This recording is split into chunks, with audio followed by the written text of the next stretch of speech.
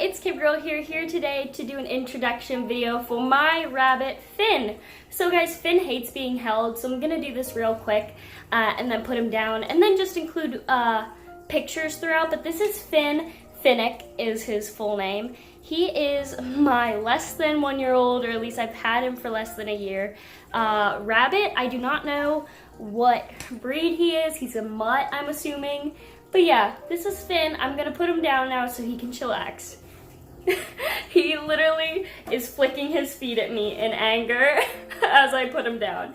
So guys, a couple things before we get started. I got a ring light. It was super cheap just to see how it works and stuff. It probably won't work forever because it was cheap. It's probably trash, but it's fine. So guys, I also set this up as like my new YouTube space. I don't know, I thought it'd be cool for you guys to watch Monty and Jasper swim around while I sit here and talk in some videos, and then I plan on painting some pictures and putting those up and putting different decor back here. But I've been wanting to do this video for Mr. Finn for quite some time.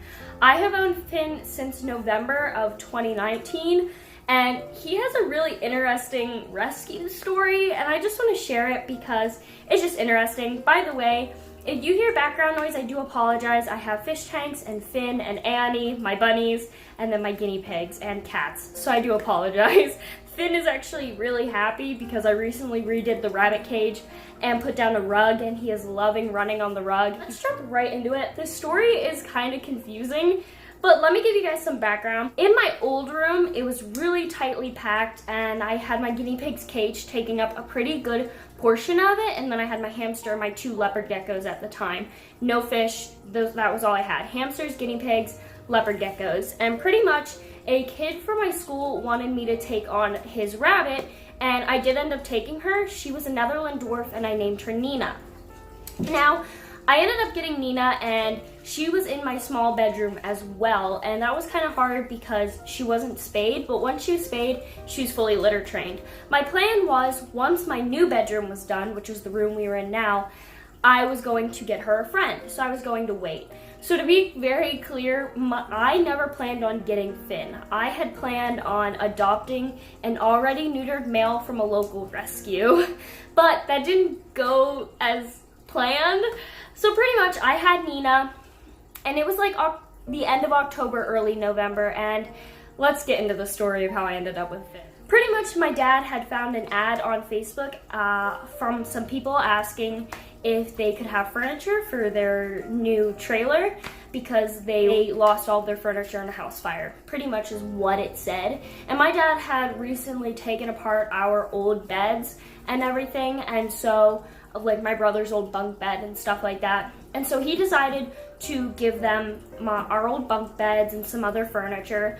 And he went and he was setting them up, and he came back home and he said to me, "You need to come and help me with this, and also they have a rabbit." And I was like, okay, I want to see this rabbit. I love seeing rabbits. Like, come on. I planned on getting a second rabbit. I was just like, let's go see this rabbit.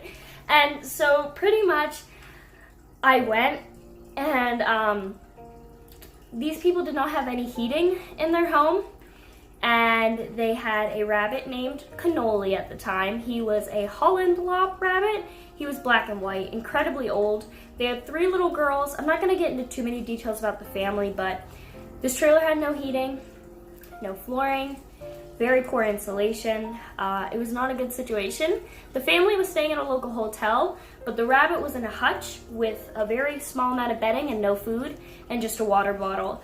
And then they said they had a hamster that was dying. I didn't ask to see the hamster at the time because I just didn't feel comfortable. I barely knew these people. I was just helping setting up furniture. And they were leaving the rabbit and hamster in Pennsylvania weather for many days. So we were going into winter. It was incredibly cold out. The hamster died, and it most likely died from it being so cold. In case you don't know, hamsters need to be in like 60 to 70 degree weather or warmer, although not too warm, because they just cannot survive in anything cooler, or they go into this sleep that can be dangerous for them. But I should have asked about the hamster. I didn't. By the way, I never saw the hamster either. And so we ended up leaving and decided to get the family some more things. So I went through all of my old clothes from whenever I was a kid. I still have all of them. We had always planned on taking them to Salvation Army, but never did.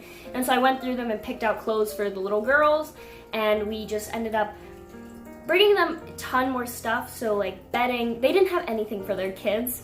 The girls had been wearing the same clothes for 3 days in a row. The next day with more furniture, more clothes, stuff like that, just mainly for the kids. It wasn't like for the parents. It was for the kids. And we went, and they were not there yet at the trailer. They were still at the hotel, and we were waiting outside, and I kept hearing thumping. And I was like, what is that? I was like, is someone in their house? I was knocking on the door, and I kept hearing thumping. And the little girls get there with their parents, and they get out of the car, and they run over to me. They were like, we got more bunnies! We got more bunnies! And I was like, what? I had bought the rabbit Cannoli a little bag of hay. I went out and bought him hay because I felt bad for him not having any.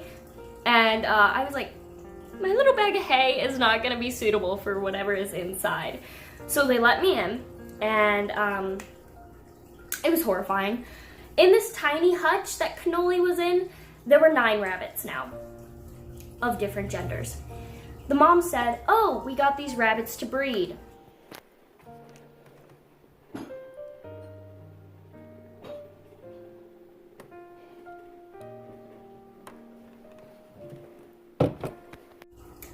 All of the ones in there with Cannoli are females. I'm sorry, bitch, what? Then I looked over, and they had gotten 3 guinea pigs. I'm sorry, what? What? And then in a cardboard box, they had a dying pigeon. I'm sorry. Did I hear you correctly? These people who can't even afford clothing for their children brought home how many animals? What? So I was like full blown, like shocked, like just horrified by this situation, because I opened up the hutch. There were 9 rabbits in this hutch, guys. 9 rabbits, Cannoli, and 8 new rabbits, all packed into this hutch. I'm getting heated. They had blood on them. They weren't like torn to shreds and like overly bloody, but Cannoli, the one rabbit, had blood all over his face. There was blood on some of their butts. He was chasing them and humping them because he was trying to breed, because none of them were spayed and neutered. All in a hutch, 9 of them. And then I looked over at the guinea pigs, and the guinea pigs were in plastic storage containers, clear plastic storage containers, with this much bedding, with just piss and shit. It was disgusting. No food, no water, no hides. 3 guinea pigs. The family ended up having to leave real quick to go back to get something at the hotel. So they took all their kids, and me and my dad started setting up the other furniture for them. And my dad was like just horrified, sickened. He was very frustrated because, I mean, these people who can't even afford clothing or beds or proper heating for their children have brought home how many new animals? Yeah, we were kind of horrified. So my dad ended up telling me, if they let us take the rabbits, we will take them and take them to a rescue. We will get them out of here if we can. And I said, okay. I was shaking. This was back in November, and it still gets me very frustrated. So the family came back, and I said to the mom, I said, these rabbits will have 12 babies each. Please let me take some of these rabbits. And she opened up the hutch and handed me Finn. 1 rabbit. 1 rabbit. And I said, can I have any more? She's like, no, you can have that one. She handed me Finn. I thought Finn was a girl at that point, and I was walking around this trailer with the other little girls showing me all this stuff, just holding this rabbit. Then the mom, this part's pretty upsetting, I will admit. The mom ended up taking me to like the back room of their house, and she pulled out a black canvas bag. And I was like, what is she showing me? Mind you, I'm still holding Finn. And she goes, here are my iguanas. and she pulled out an all green iguana and a black iguana. Iguanas are not supposed to be black. They're supposed to be bright green. She'd been keeping these 2 iguanas in a black canvas bag in Pennsylvania winter weather. I was disgusted. That was a moment where I checked out mentally. I was like, I need to tune all this out. I tried to get as many pictures as I could whenever it went down. I was horrified, to say the least. We left, and I put Finn in a box, and I sat in the car, and we got Chinese food because it was a school night. It was a school night, so I had school the next day, so my dad decided to get Chinese food for our family, and I cried. I bawled, guys. I cried. I'm gonna cry thinking about it. It was just really upsetting. So, anyways, I took Finn home, and he immediately bonded with Nina. And I definitely think that is because he was previously in a chicken coop with all those other rabbits, and they were all different genders. So that is why Finn doesn't seem to have a problem with other rabbits. So I had Finn and Nina together. They were doing great together. I actually separated them whenever I went to bed that night just to make sure, because I did not want to risk anyone getting hurt. And then I went to school the next day, and I don't know if anyone else's school is like that, but we have police officers stationed at our school, and I decided to talk to the police officer about my school about animal cruelty and to see if there was anything I could do to get those animals out of that situation. So I told the police officer the family's name, and he pretty much told me that I would have to get the rabbits out of the situation myself because there was really nothing anyone else would do about it, which is pretty disheartening to hear. But I ended up texting the mom because I friended her on Facebook, which was probably not a good idea, but I did. And I ended up talking to her, and I just let her know that the rabbit she gave me was doing fine. I was trying to be very buddy-buddy with her, just trying to get more information to see if maybe she was going to come to the realization that what she was doing was wrong, and maybe they were good people. That's what I was hoping. Maybe they were good animal owners. They were just new to the town, and their setups weren't good yet. You know, they were just new, and they just were trying to be better people. You know, like, I hope that makes sense. Like, I had hope for them. And the mom ended up telling me that she was rehoming all of the rabbits. And I was like, okay, do you want me to take some? Like, I can take some. My dad said I could take, like, multiples of them because I genuinely did not feel like she would be giving them to proper homes. For some reason, the mom kept being like, no, I already have homes for all of them, blah, blah, blah, which was kind of weird because it was not even 24 hours later and she found homes for 7 rabbits. And then she ended up telling me that she was not going to let her kids have furry animals anymore because her kids were not gentle with them at all, blah, blah, blah. That's pretty much what she said, verbatim. And so I kept in contact with her. I ended up giving her my old guinea pig cage for the 3 guinea pigs. It was a 3x6 or a 3x5. It might have been a 3x5 guinea pig cage with grids, hides, water bottles, because I just had hope that they were better at owning pets than they were. And so time passed, and the one daughter who was around, she was like 11. She ended up messaging me and wanting to talk to me, and through her I learned that they still had about 2 rabbits and both died. And through her I learned about how they got rats, and then through her I learned that they got a puppy, and then through her I learned that they got cats, and then so on and so forth. And over the months they've gotten even more animals. And back around December, a Craigslist post came out about them. Pretty much the mom had made a post saying that she was looking for a free animal for her daughter. Mind you, her daughter already had rabbits and guinea pigs. Why does your daughter need any more pets? You know, the whole spiel was that she wanted an emotional support animal for her daughter, and she wanted it for free, is pretty much what it said. Which, again, you already had rabbits and guinea pigs. Why did you need another small animal?